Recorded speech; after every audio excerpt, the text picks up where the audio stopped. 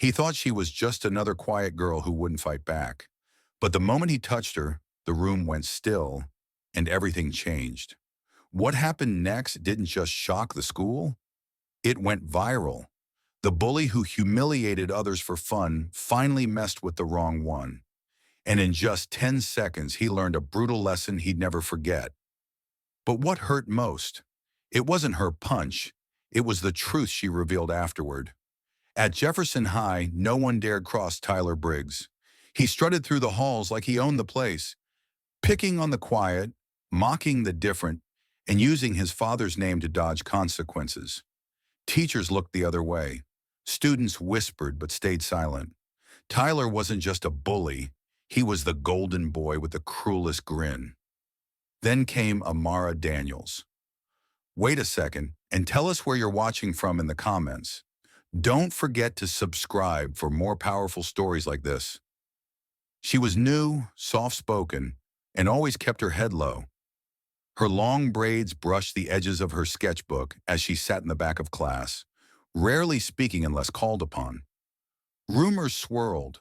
Some said she transferred from a prep school. Others guessed she'd been expelled. But no one knew her, and she preferred it that way.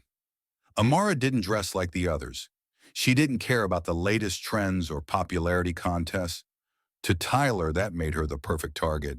He mocked her dark skin, called her Silent Serena, and once even mimicked African drumming sounds in front of the whole cafeteria to get laughs. But Amara never responded. She stared as if calculating something deeper. That day in the hallway, Tyler took things too far. Amara was reaching into her locker when he slammed it shut.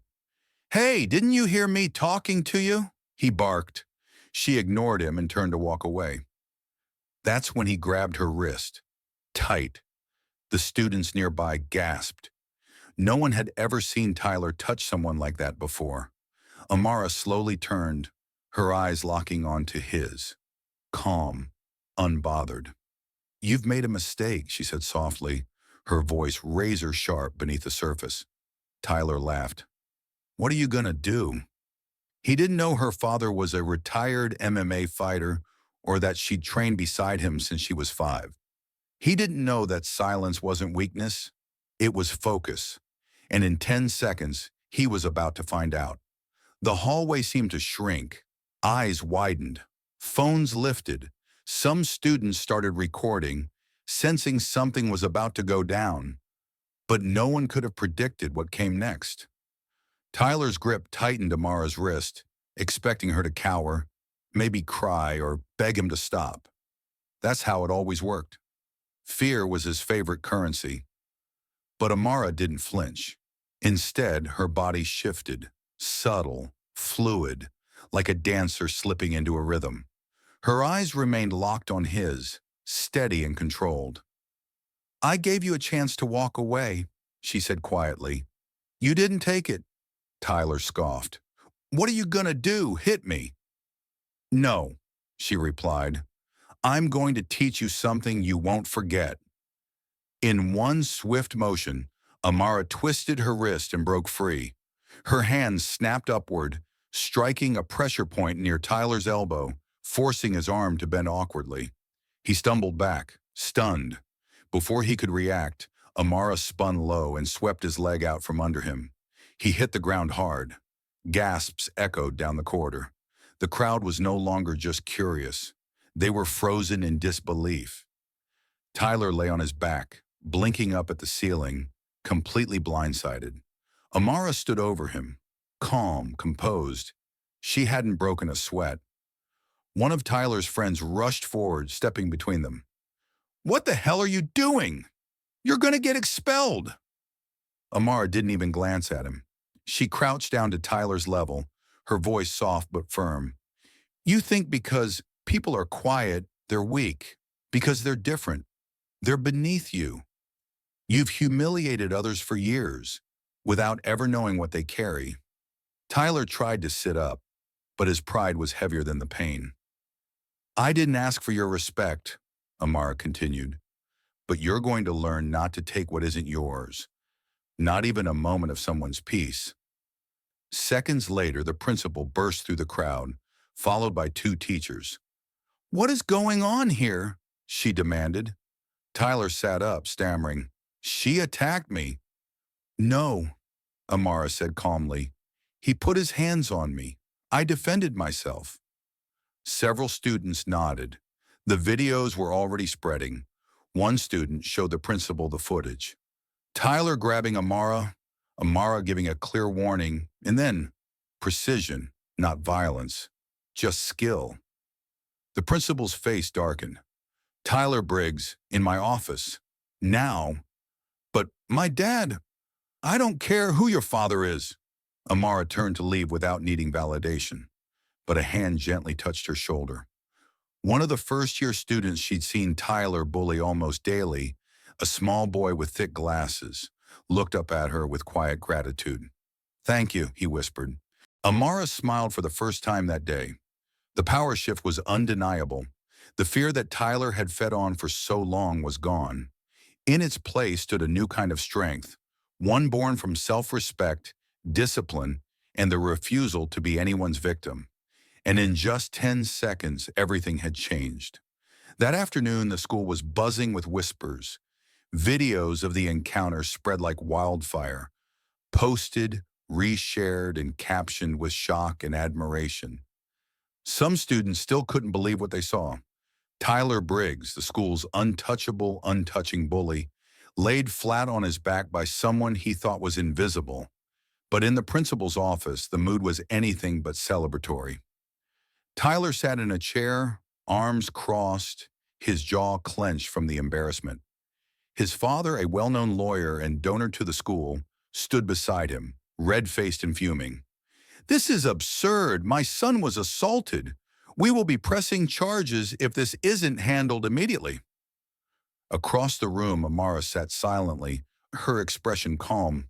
Beside her was Coach Daniels, her martial arts instructor and mentor, who had come straight from the community center after being notified.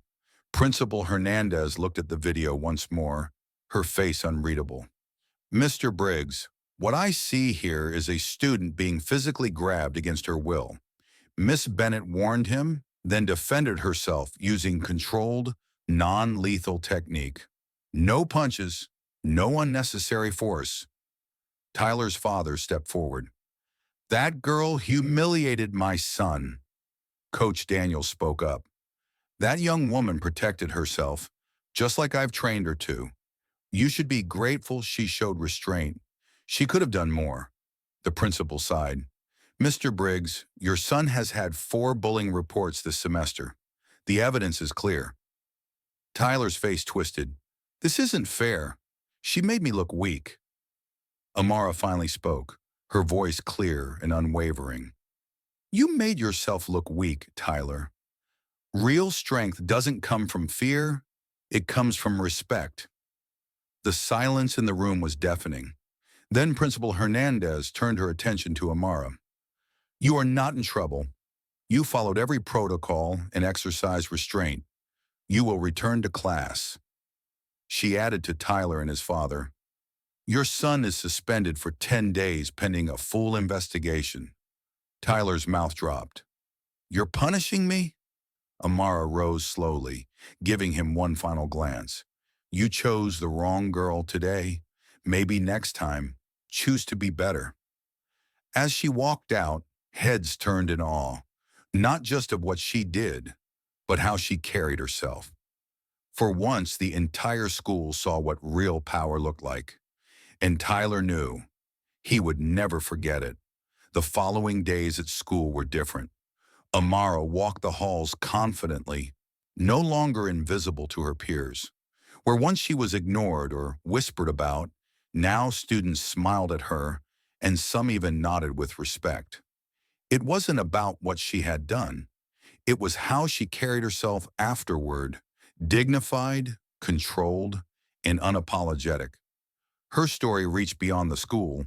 The video, which had gone viral, sparked conversations nationwide. News outlets picked it up. The title varied from "Teen Girl Defends Herself from School Bully" to "Black Teen Teaches Respect with Restraint." But for Amara, None of that mattered. She wasn't looking for fame.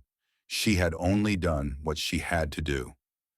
At home, her mother held her close that night, tears in her eyes. "I always told you to stay strong," she whispered. "You didn't just defend yourself. You taught the world what real strength looks like." Coach Daniels invited her to speak to younger girls at the community center. Amara stood before them, nervous at first, but steady, like she was born to lead. "Don't let people define your worth," she told them. "Respect yourself, protect yourself, and walk tall, no matter what." As for Tyler, the suspension forced him into reflection. The mirror showed him the truth for the first time, not just about Amara, but about himself. Shame, regret, and confusion churned inside him. His reputation, built on fear, had crumbled. Now he was just a boy forced to see the consequence of his cruelty. Weeks later, in a rare quiet moment after school, Tyler found Amara by her locker. He approached cautiously. There was no crowd, no cameras, just the truth. I, I was wrong," he muttered, barely meeting her eyes. "I didn't know who you were, but now I do."